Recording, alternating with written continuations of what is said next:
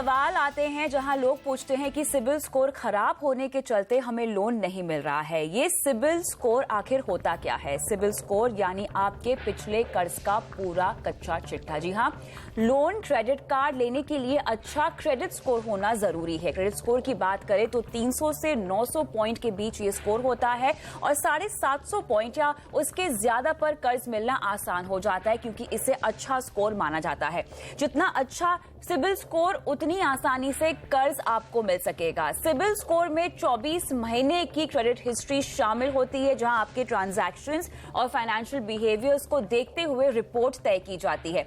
आइए हम आपको बताते हैं सबसे पहले कि ये स्कोर जो है, क्रेडिट स्कोर जो है, ये खड़ा कैसे होता है।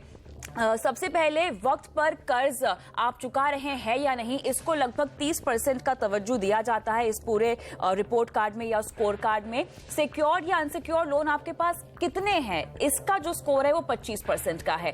क्रेडिट एक्सपोजर आपके पास कितना है, इसे 25% की तरजीह दी जाती है और कर्ज का इस्तेमाल आप कैसे कर रहे हैं, कहां कर रहे हैं, इसको 20% तक का जो पार्ट है वो दिया गया है। अब अगर आपका सिबिल स्कोर अच्छा है तो न सिर्फ आपको लोन आसानी से मिल सकेगा, बल्कि आप कई बैंक क्रेडिट स्कोर के आधार पर भी आपको जो है कम दर पर लोन देते हैं। लेकिन अगर आपका स्कोर खराब है तो इसे आप ठीक कैसे कर सकते हैं? योर मनी का आज फोकस इसी पर होगा और मैं हूं कविता थपलियाल और मेरे साथ आज इस चर्चा में शामिल हो रहे हैं ऑप्टिमम मनी मैनेजर्स के डायरेक्टर पंकज मटपाल। स्वागत है आपका पंकज जी। तो हमने क्रेडिट स्कोर या सिबिल स्कोर के बारे में समझ तो लिया है, लेकिन मेन मुद्दा यह है कि अगर खराब है तो इसे ठीक कैसे किया जाए। तो हम यहां पर लगभग 10 पॉइंट्स है हमारे पास जो गुरु मंत्र के तौर पे लोग इस्तेमाल कर सकते हैं, अपनी क्रेडिट स्कोरिंग को सुधार सकते हैं। सबसे पहले क्या काम करना चाहिए? सबसे पहले तो अपनी रिपोर्ट मंगाइए, रिपोर्ट में देखिए अगर किसी वजह से कुछ गलत रिपोर्ट हुआ है, क्योंकि ये रिपोजिटरी है, सिबिल अपने आप से कोई स्कोर तैयार नहीं करती है। उनके जो मेंबर बैंक हैं, वो बैंक जो इन्फॉर्मेशन देते हैं उसके आधार पर आपकी रिपोर्ट तैयार होती है, उसी के आधार पर आपका स्कोर तय होता है। तो कई बार बैंक जो रिपोर्टिंग करते हैं उसमें इंफॉर्मेशन थोड़ी सी गलत हो सकती है। हाँ। और अगर गलती हुई, आपने सुधार नहीं किया, तो उसका आपकी रिपोर्ट पर फर्क पड़ेगा। बिल्कुल, सबसे पहले आपको अपनी जो क्रेडिट स्कोरिंग है वो मंगवानी है, देखना है आपको, लेकिन उसके बाद आपको क्या करना है? स्कोर सुधारने के लिए समय पर क्रेडिट कार्ड का भुगतान करना है। अक्सर हम देखते हैं पंकज जी कि यहाँ पे जो आपका क्रेडिट है जो आपने लेके रखा हुआ है, चुकाया नहीं क्रेडिट कार्ड पे और वो चलता ही जा रहा है, अक्सर लोग या तो भूल जाते हैं या नहीं दे पाते हैं, इससे हमारी स्कोरिंग खराब हो जाती है। बिल्कुल, देखिए उसमें चीजें होती है, कितना टाइम हो गया है आपका चुकाए हुए और कितना अमाउंट बकाया है। तो time pass due and amount pass due, वो चीजें उसमें नोट होती हैं, उसके आधार पर ही ये आपका स्कोर बनता है। तो जितना भी आपका लोन है उसको चुकाने की कोशिश करें। और दूसरी बात, जो अगर आप क्रेडिट कार्ड की बात कर रहे हो तो जो लिमिट आपकी सैंक्शन है, कभी भी पूरी लिमिट यूज ना करें। अगर आप क्रेडिट कार्ड मतलब आपकी लिमिट ज्यादा अच्छी है और आप इस्तेमाल कम कर रहे हैं, इससे मालूम चलता है कि आपको बहुत ज्यादा क्रेडिट की जरूरत नहीं है। बट कई बार क्या होता है कि लोग ओवर स्पेंडिंग करते हैं, इवन जितनी लिमिट होती है पूरा खर्च कर देते हैं और उसके बाद ब्याज चुकाने के बाद लिमिट से भी बाहर निकल जाता है। हाँ। तो वैसे में आपका स्कोर जरूर खराब होगा। तो पहला काम ये करना चाहिए, जितनी जल्दी हो सके अपना जो बकाया है उसको भुगतान करें, समय पर भुगतान करें। अगर कुछ बड़ा परचेस कर रहे हैं तो अच्छा है कि उसको आप EMI में कन्वर्ट कर दें। हाँ। EMI में करेंगे तो उससे क्या होगा कि आपका, क्योंकि EMI बंद गई है, समय में EMI भर रहे हैं, तो आपका वो आउटस्टैंडिंग वैसे नहीं माना जाएगा जैसे कि अगर आप पे ही नहीं कर रहे हो तो आउटस्टैंडिंग बहुत ज्यादा हो जाएगा। हाँ, लेकिन यहाँ पे थोड़ा सा आपको जेब और ढीली करनी होगी अगर आप उसको EMI में तब्दील करते हैं। लेकिन अच्छी बात ये होगी कि आप कम से कम समय पर भुगतान तो करेंगे। साथ ही न सिर्फ क्रेडिट कार्ड, बल्कि अगर आपने लोन ले रखा है तो उसकी EMI का भी भुगतान आपको समय पर करना चाहिए। कोई भी लोन हो आपका, चाहे सिक्योर्ड लोन हो, अनसिक्योर्ड लोन हो, पर्सनल लोन हो, होम लोन हो, कार लोन हो, आपको समय पर भुगतान करना ही चाहिए। किसी तरह का भी लोन हो, उससे ही आपका स्कोर बनता है। बिल्कुल। दूसरी बात यह भी है कि अगर आपके सिक्योर्ड लोन ज्यादा है, अनसिक्योर्ड लोन कम है, वो बेहतर है, क्योंकि जो पर्सनल लोन होते हैं उसमें आप ज्यादा पर्सनल लोन लेते हैं तो आपका स्कोर ज्यादा खराब होता है अगर आप पेमेंट नहीं कर पाते हैं। और साथ ही ये भी जानना जरूरी है कि आप जो सेटलमेंट करते हैं, कई बार लोग ये भी करते हैं कि जो बकाया राशि है बैंक से बात करके कि सेटलमेंट कर लेते हैं। आप देखिए सेटलमेंट में थोड़ा पैसा तो आपका बच जाएगा, लेकिन अगर आपका ये रिपोर्ट हो गया कि आपने सेटलमेंट किया है तो वो एक नेगेटिव माना जाता है आपके रिपोर्ट में। हाँ। तो इसके लिए दूसरा बैंक आपको लोन देने से पहले कई बार सोचेगा। इसके लिए आप कोशिश करें, अगर वो डिफरेंस बहुत ज्यादा नहीं है तो पूरे पेमेंट का भुगतान करें, लेकिन सेटलमेंट ना करें। बिल्कुल, और ऐसा करने से अगर आप समय पर भुगतान करते हैं, लगातार 6 महीने तक आप वक्त पर कर्ज चुकाते हैं, तो आपकी क्रेडिट स्कोरिंग में सुधार भी होता है। और जैसा कि पंकज जी ने भी आपको समझाया, क्रेडिट कार्ड की पूरी लिमिट का इस्तेमाल ना करें, क्योंकि इससे जो है आप क्रेडिट हंग्री दिखाई देते हैं, जो कि सिबिल रिकॉर्ड करता है।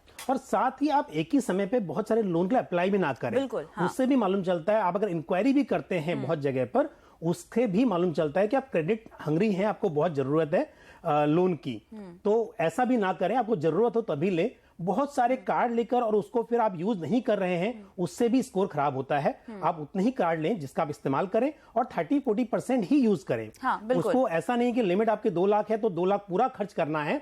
आप अपने रीपेमेंट कैपेसिटी देखकर खर्चा करें उस कार्ड के ऊपर, ना कि कार्ड की लिमिट देखकर। बिल्कुल, यानी क्रेडिट कार्ड से ज्यादा लोन ना ले, इसका इस्तेमाल आप कम से कम करें। केवल शॉपिंग के लिए तो हम करते ही हैं, लेकिन उसके अलावा केवल जरूरी काम जो है उसी के लिए हमें इस्तेमाल करना चाहिए। एक्चुअली अगर क्रेडिट कार्ड डिसिप्लिन के बारे में आपसे समझना चाहूं तो यही होना चाहिए। बिल्कुल सही बात है कि कार्ड से बहुत फायदे हैं। हम डिजिटल करेंसी की बात कर रहे हैं तो कार्ड से पेमेंट करना चाहिए। इवन अभी तो आप अगर कार में फ्यूल लेते हैं, पेट्रोल डीजल लेते हैं, तो आपको उसके ऊपर इवन कैशबैक भी मिलता है। तो इसके लिए अच्छा है कि आप इस्तेमाल करें और सही वक्त पर आप उसको पेमेंट कर दें। इससे आपको एक तो क्रेडिट हिस्ट्री भी बनती है, और साथ में ये भी अच्छा है कि आप कितना खर्च कर रहे हैं उसका एक रिकॉर्ड भी रहता है। हाँ। तो अगर आप अच्छे से इस्तेमाल करेंगे तो फायदे की चीज है। प्रॉब्लम तभी होती है जब आप अपनी रीपेमेंट कैपेसिटी को भूल जाते हैं, और जितना भी लिमिट है आप जब चाहे खर्च करते रहते हैं। तो बजट के अकॉर्डिंग करेंगे, अपनी जरूरत के हिसाब से करेंगे, तो क्रेडिट कार्ड आपके लिए बहुत हेल्पफुल भी है। बिल्कुल, होम लोन, ऑटो लोन जैसे सिक्योर्ड लोन को आपको अहमियत देनी चाहिए। पर्सनल लोन लेने से आपको बचना चाहिए, हमने आपको समझा दिया है। क्रेडिट कार्ड अकाउंट बंद करने से बचे, जैसा कि आपको पंकज जी ने भी समझाया है। अक्सर हम देखते हैं कि अगर आप चुका नहीं पा रहे हैं तो क्रेडिट कार्ड जो है आप वापस कर देते हैं, और इससे भी पता चलता है कि आप असमर्थ है पेमेंट करने में। बिल्कुल, देखिए अगर आपके पास 4 कार्ड हैं, आपने यूज नहीं कर रहे हैं, उस हिसाब से किया तब तो अलग बात है, बट आपका क्योंकि बकाया है, भर नहीं पा रहे हैं, और उसमें आप सेटलमेंट कर रहे हैं, तो डेफिनेटली ये नेगेटिव चीज है। ऐसा नहीं है। और दूसरी बात, ज्यादा फोकस क्योंकि क्रेडिट कार्ड की ज्यादा बात कर रहे हैं, क्योंकि सबसे ज्यादा रिकॉर्ड जो खराब होता है, अक्सर देखा गया है कि क्रेडिट कार्ड का ही इस्तेमाल ज्यादा होता है और रीपेमेंट नहीं हो पाता है।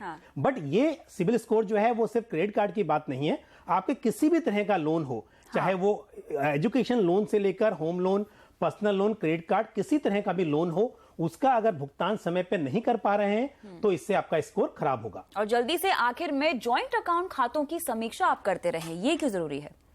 नहीं, जॉइंट अकाउंट क्योंकि आपका जो, अगर अपने बोरोवर पहली बार जॉइंट हो या आप गारंटर हो, दोनों के केस में अगर पेमेंट नहीं होता है, उसका फर्क भी आपके क्रेडिट स्कोर पर पड़ता है। तो जॉइंट तो हो सकता है कि आप फैमिली मेंबर के साथ ही हो, पर कई बार लोग गारंटर बन जाते हैं किसी दूसरे के साथ में। तो ऐसा करने से बचें जब तक आपको इस बात की गारंटी ना हो कि वो व्यक्ति समय पर पेमेंट कर देगा। चलिए, तो यहाँ पे आपकी क्रेडिट स्कोरिंग या सिबिल स्कोरिंग को लेके हमने आपको तमाम सवालों के जवाब दे दिए हैं। ये स्कोर खड़ा कैसे होता है, खराब कैसे होता है, खराब हो जाने के बाद इसको सही कैसे करना चाहिए, ये हमने आपको बता दिया है। आप सिबिल की वेबसाइट पे जाके अपनी फ्री कॉपी मंगा सकते हैं। पहली कॉपी आपको फ्री मिलती है, वो आप मंगा सकते हैं। और उसके बाद जो है आपको क्वार्टरली या हर छमाही या साल में एक बार अगर रिपोर्ट चाहिए तो उसके भी विकल्प आपको साइट पे दिए गए हैं। तो वो जानकारियां आपको सिबिल की वेबसाइट से मिल जाएंगी। फिलहाल वक्त है छोटे से ब्रेक का, और ब्रेक के बाद हम जुड़ेंगे दर्शकों के साथ। बने रहें।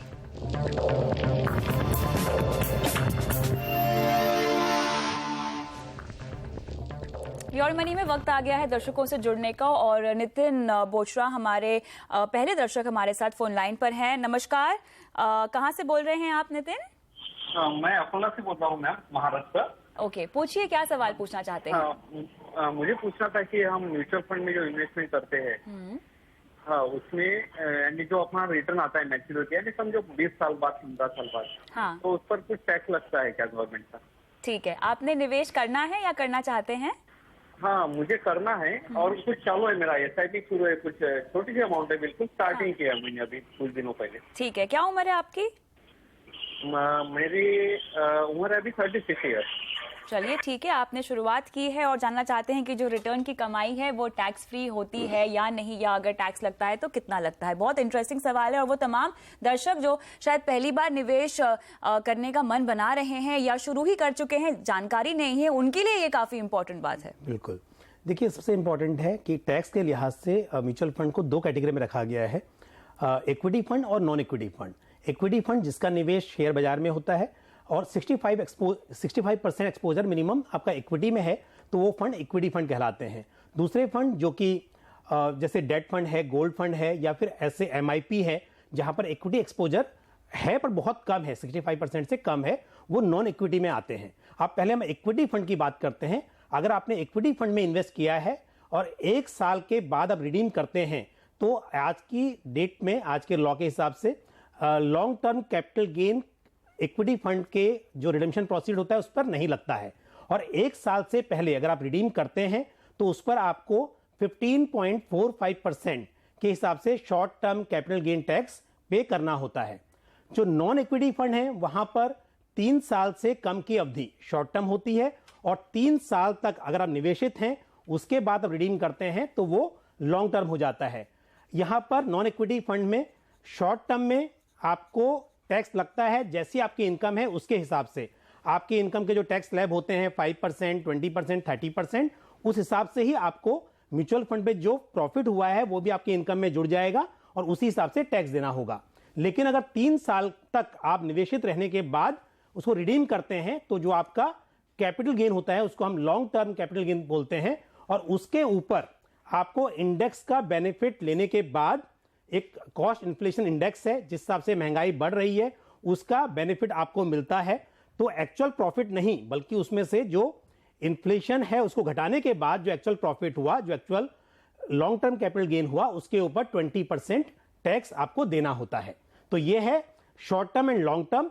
इक्विटी में अलग है, इक्विटी में लॉन्ग टर्म में कोई टैक्स नहीं है, लेकिन नॉन इक्विटी फंड जैसे डेट, गोल्ड फंड या MIP जैसी स्कीम है या लिक्विड फंड है, वहां पर लॉन्ग टर्म में आपको 20% with the benefit of indexation. चलिए, तो उम्मीद करते हैं कि आपने शायद इक्विटी फंड में ही पैसे लगाए हैं। नितिन हमारे साथ फोन लाइन पे नहीं है नितिन लगता है, लेकिन चलिए उम्मीद करते हैं कि आपको सवाल का जवाब मिल गया होगा। और जल्दी से जुड़ते हैं अगले दर्शक के साथ। अहमदाबाद से हेमंत भट्ट हमारे साथ फोन लाइन पर हैं। नमस्कार हेमंत, पूछिए क्या सवाल है। हाँ, मेरा ये सवाल था। मेरा एक्चुअली म्यूचुअल फंड में इन्वेस्टमेंट है, रिलायंस रिटायरमेंट फंड है। हेमंत, पोर्टफोलियो की डिटेल्स है मेरे पास। 15,000 की आप SIP कर रहे हैं, है ना? हाँ जी। और आपका लक्ष्य क्या है? तो ये था कि अभी डायरेक्ट मार्केट में इन्वेस्ट कर सकते हैं। ये जो फंड है ये that is a proper fund के उसमें मैं लॉन्ग टर्म 15-20 साल तक कर सकता हूँ। 15-20 साल तक आपको रुकना है इसमें। फंड, हाँ। चलिए ठीक है, फंड्स का सिलेक्शन, इसी पर ये सलाह चाहते हैं। बिल्कुल, देखिए फंड के सिलेक्शन में आपके फंड ठीक हैं, बस उसमें से जो मिड कैप कैटेगरी में आपने DSP, black rock, small and mid cap fund रखा है, उसी कैटेगरी में उससे बेहतर फंड मैं आपको सुझाव दे सकता हूं, जैसे आदित्य बिरला सन लाइफ प्योर वैल्यू फंड या मेरे asset emerging blue chip fund. ये थोड़े बेटर फंड हैं उसके कंपैरिजन में, तो आप यहां पर स्विच कर सकते हैं। बाकी जो स्कीम है वहां पर बने रहिए। जहां तक 15-20 साल का सवाल है, तो आप हर साल अपने पोर्टफोलियो को रिव्यू करते रहिए। आज की तारीख में स्कीम अच्छी है, लेकिन समय के साथ अगर आपको लगता है कि ये जो कैटेगरी का परफॉर्मेंस है या जो बेंचमार्क है उसके मुकाबले अच्छा परफॉर्म नहीं कर रहे, तो आप बेशक फिर स्विच करने के बारे में सोच सकते हैं। दूसरी बात जो आपने बोला कि डायरेक्ट इन्वेस्टमेंट करना, तो मैं आपको सलाह दूंगा कि आपकी बातों से मुझे लगता है कि आप नए निवेशक हैं, आपने म्यूचुअल फंड में शुरुआत की है। अगर डायरेक्ट करना है तो आपको काफी रिसर्च होनी चाहिए, आपको स्टॉक कैसे सिलेक्ट करने हैं उसके बारे में जानकारी होनी चाहिए। और यहां पर क्या है, म्यूचुअल फंड में क्योंकि फंड मैनेजर उसको मैनेज करते हैं, तो उनको ज्यादा पता है कि कौन से स्टॉक में निवेश करना चाहिए और कब वहां से एग्जिट करना चाहिए। तो आपके लिए मेरी सलाह यही है कि आप म्यूचुअल फंड के जरिए ही इक्विटी मार्केट में निवेश करें। एक छोटा सा सवाल मुझे पूछना है जो कि हेमंत ने भी पूछा है कि क्या स्विच करने में और अगर हम डायरेक्ट निवेश कर रहे हैं तो क्या NAV को तरजीह देनी चाहिए? NAV इंपॉर्टेंट नहीं है, सी आपकी परफॉर्मेंस इंपॉर्टेंट है। अगर 20% बढ़ रहा है तो वो चाहे 100 रुपए बढ़े या 10 पे बढ़े, प्रॉफिट 20% ही होना है। तो इसके लिए प्रॉफिट देखिए, कंसिस्टेंटली जिस स्कीम में परफॉर्मेंस है उसमें आप निवेश कीजिए। चलिए, तो आपको जो रिवैम्प करके हमने नया पोर्टफोलियो दिया है हेमंत, उस पर ही आप अपने निवेश को जारी रख सकते हैं। और वक्त है छोटे से ब्रेक का, इसके बाद भी जारी है सवाल जवाब का सिलसिला, बने रहे।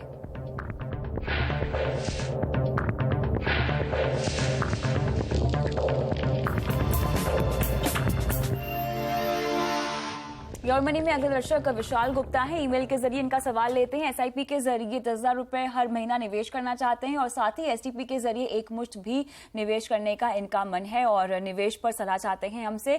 कितने अमाउंट के एसटीपी करना चाहते हैं और क्या उसी से 10,000 रुपए की एसआईपी करना चाहते हैं, उस पर क्लैरिटी नहीं है, लेकिन किस तरह के फंड्स का चुनाव इन्हें करना चाहिए? फिर देखिए, अगर लंबी अवधि का निवेश है, 5 साल से ऊपर की बात कर रहे हैं, तो आप इक्विटी में निवेश कीजिए। डाइवर्सिफाइड इक्विटी फंड जैसे ICICI prudential focus blue chip fund है, आदित्य बिरला सन लाइफ प्योर वैल्यू फंड, इस तरह के फंड में आप निवेश कर सकते हैं। अगर अवधि छोटी है, आप 2-4 साल के लिए निवेश कर रहे हैं, तो balance fund like ICICI prudential balance advantage fund है या फिर प्योरली बैलेंस फंड है, वहां पर आप निवेश कर सकते हैं। और बहुत ही छोटी अवधि है, फिर मैं बोलूंगा कि ऐसे में फिर आप इक्विटी में बहुत ज्यादा एक्सपोजर ना लें, आप फिर डेट फंड में निवेश करें या फिर थोड़ा एक्सपोजर इक्विटी में हो, वैसे फंड का चुनाव कर सकते हैं। साथ ही जैसे एसआईपी और एसटीपी दोनों ही अच्छा है। हाँ। लमसम अमाउंट है, एक साथ ना करने के बजाय आप उसको पहले किसी लिक्विड फंड में पार्क करके फिर आप इक्विटी में ट्रांसफर करते हैं। अदरवाइज एसआईपी आपके लिए एक बेहतर विकल्प हमेशा होता है। जल्दी से अगर मैं टैक्स एंगल समझना चाहूँ इस पर, तो अगर टैक्स की बात कर रहे हैं हम लोग इक्विटी फंड में करेंगे तो वही शॉर्ट टर्म में आपको 15.45%, लॉन्ग टर्म में कोई टैक्स नहीं है। और अगर हम नॉन इक्विटी की बात कर रहे हैं, डेट फंड की बात कर रहे हैं, तो 3 साल से पहले शॉर्ट टर्म कैपिटल गेन लगेगा और लॉन्ग टर्म में आपको 20% के हिसाब से long term capital gain tax लगेगा। चलिए, बहुत बहुत शुक्रिया, बहुत बहुत शुक्रिया शो पर आने के लिए। और इसी के साथ योर मनी में फिलहाल इतना ही, लेकिन अपना सवाल आप पूछ सकते हैं, व्हाट्सएप कर सकते हैं, ट्वीट कर सकते हैं और हमें ईमेल भी कर सकते हैं। सभी जगह अपना कॉन्टैक्ट नंबर जरूर डालिएगा। नमस्कार।